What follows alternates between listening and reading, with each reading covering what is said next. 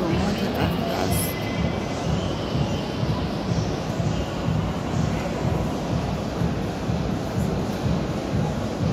فستیوال محصولات قهوه هستش.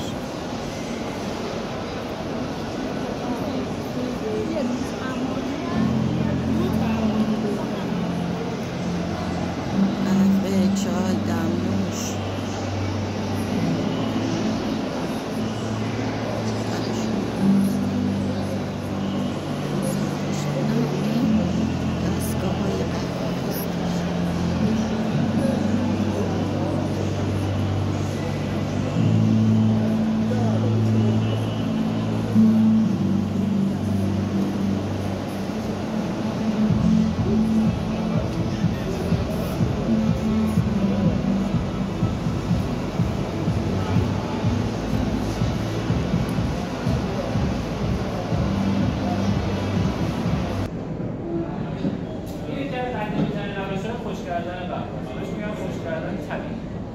یا نچرال چطوریه؟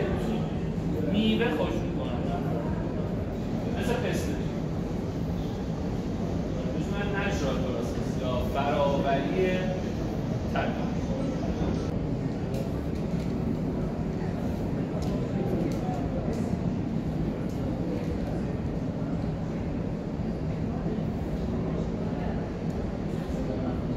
کنار هم ببینیم سمت چپ میوه تازه است، تازه از رو درخت شده و سمت راست میوه خشک شده است. بین این دوتا نزدیک به 3 هفته فاصله است. همجور سریع خوش نمیشه، خیلی طول میکشه تا به اون سمت راستیه بخواد. چه تأثیری تو طعم داره؟ نکته‌ای که تو طعم داره چیه؟ وقتی دون قهوه از این روش خوش بشه، طعمای میوه‌ای بیشتری. میوهش خیلی به کدوم سمت میره؟ به سمت بریان، توت فرنگی، شاتوت، بلوبری، به این سمت میوه. یعنی نمیتونه طعم میوه‌های مرکباتی داشته باشه.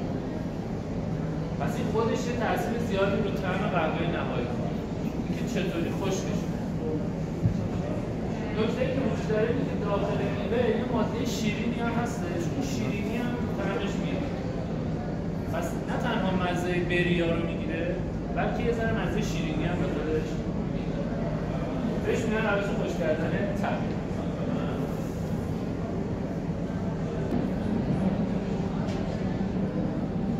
درخت قهوه رو میگیم خیلی شبیه، ولی نکته‌ای این تصویر داره. میوه‌ها با هم نرسیده است و نکته دیگه‌اش اینه که شاید تو گیاهای دیگه نبینید است. شوخه داره. 3 تا باز مختلف رو یه دونه الان شاخه هست. چرا این اتفاق؟ اول از اینکه این تو همه کشورها اتفاق میفته. تو همه مزارع هم اتفاق میفته. مزارع که ارتفاعشون از دریا خیلی بالاست. جایی هستن که اصلا آفتاب بهشون خیلی کم میرسه. بیشتر تو ابرن، تو مهن. خب درخت برای اینکه میوه‌اش برسه نیاز به آفتاب. انقدر بهش آفتاب کم میرسه، انقدر ارتفاعش بالاست، هوا خنکه و فشار هوا پایینه، میوه‌هاش آروم آروم میرسه. همین مزارع قهوه اگه ارتفاعشون پایین‌تر باشه میوه‌هاشون پایین میرسه. بعضی وقتا این مسئله تو پروه. پرو کلاً معروفه به وام آمریکای جنوبی.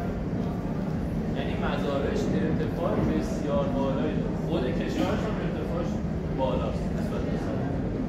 به خاطر همین این اتفاق.